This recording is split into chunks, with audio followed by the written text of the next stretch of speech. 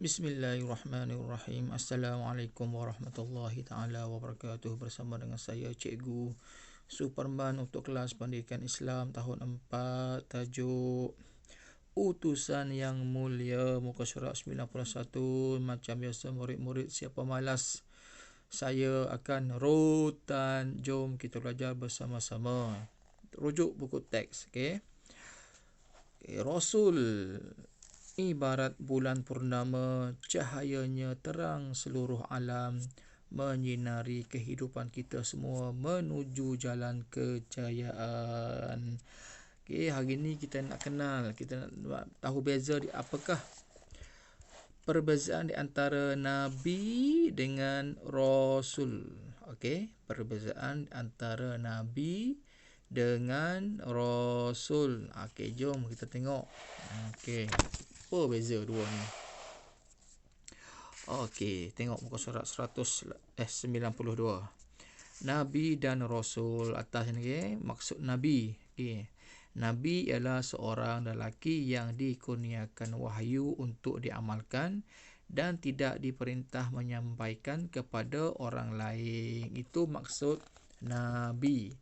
Wahyu untuk diamalkan dan tidak diperintah menyampaikannya kepada orang lain, untuk diri dia sendiri. Wahyu yang dikurniakan oleh Allah tu. Okay. Berbeza dengan Rasul. Rasul ialah seorang lelaki yang dikurniakan wahyu untuk diamalkan. Sama je lebih kurangnya kat sini, diamalkan dan diperintah. Sini perbezaan dia. Yang ni diperintah, Nabi ni tidak diperintah. Okay? Dan diperintah untuk menyampaikannya kepada orang lain. Itu ialah perbezaan di antara Nabi dan Rasul. Okay, jom kita tengok. Hukum beriman dengan Nabi. Kita wajib beriman dengan Rasul. Hukum beriman dengan Rasul. Kita wajib beriman dengan Rasul. Dalilnya firman Allah Ta'ala.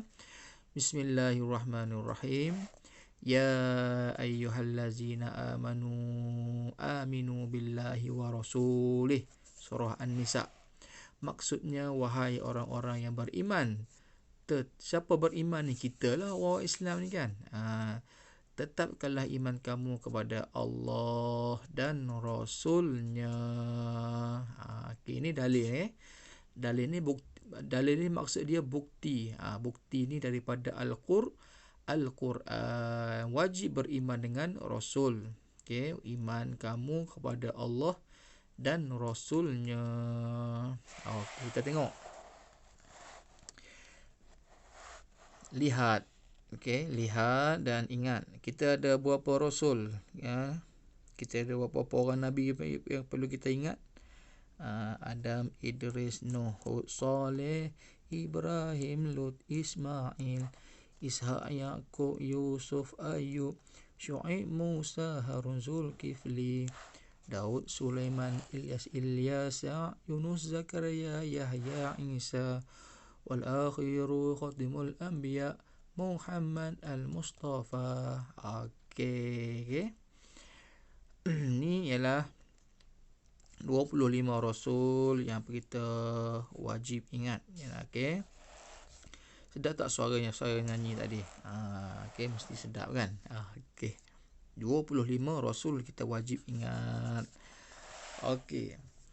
Tengok ni bawah ni. Rasul ulul azmi, para Rasul yang memiliki ketabahan yang luar biasa untuk menghadapi ujian dalam menyampaikan risalahnya.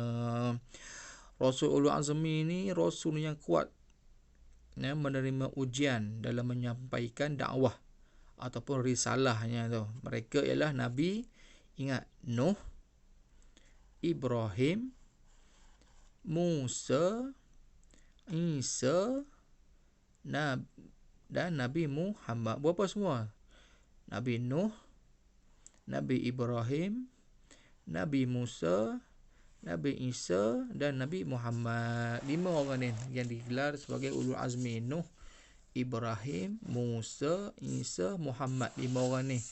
Okay, yang paling banyak menerima ujian dan tabah menerima ujian dalam menyampaikan dakwah kepada umat dia. Ini warna kuning ni Rasul-rasul ulul azmi gelaran dia. Okey, faham? Okey, tapi kita kena ingat juga Nabi Rasul ni 25 Rasul. Okey, 25 Rasul ni kita wajib ingat juga Rasul ulul azmi yang paling banyak menerima ujian, okey, yang banyak menerima dugaan semasa berdakwah kepada umat dia 5 orang ni. Nuh, Ibrahim, Musa, Isa, Muhammad. Contohilah peribadi mulia para nabi kita semua ni. Okey, faham semua?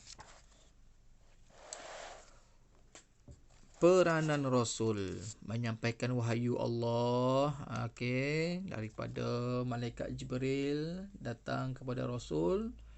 Okey, Rasul pun sampai kepada umat dia tentang ajaran Al-Quran, tentang puasa, tentang ibadah, solat, apa semua lagi lah. Membimbing manusia dan jin supaya beriman kepada Allah. Bukan manusia saja, bukan manusia saja, tapi juga jin. Menjelaskan cara hidup yang diredai oleh Allah, cara hidup yang cara hidup yang betul menurut agama Islam. 4. Mendidik manusia berakhlak mulia. Sekiranya kita ni tak dididik oleh Nabi, dakwah Nabi dulu, kita ni sepakat tak tahulah apa jadi pada kita ni kan. Mengajarkan cara beribadah yang sempurna, cara solat, cara puasa, cara haji. Contoh. Nombor 6, menjadi contoh teladan kepada manusia. Rasul ni. Okey. Kepentingan beriman kepada Rasul, meyakini dan menyayangi Nabi dan Rasul sebagai utusan Allah, melaksanakan ajaran yang dibawa oleh Nabi Muhammad dan Rasul, sentiasa berakhlak mulia, meneruskan dakwah Nabi dan Rasul, yakin dan bersungguh-sungguh melakukan ibadah. Yakin dan sungguh-sungguh ni sebab apa? Sebab kita yakin bahawa adanya pahala, dan dengan pahala tersebutlah kita akan masuk syurga dan akan jumpa dengan roh Nabi dan Rasul-Rasul kita. Ni awak boleh baca sendiri.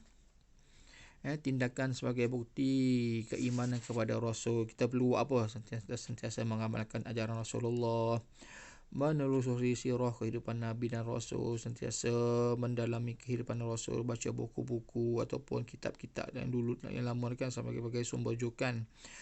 Meneladani peribadi Rasulullah, tekun dan cekal dalam menuntut ilmu, bersabar setiap ujian yang melanda, mencintai Rasulullah, menjaga masa, tidak membuang masa dengan perkara-perkara yang sia-sia, berdakwah kepada orang lain.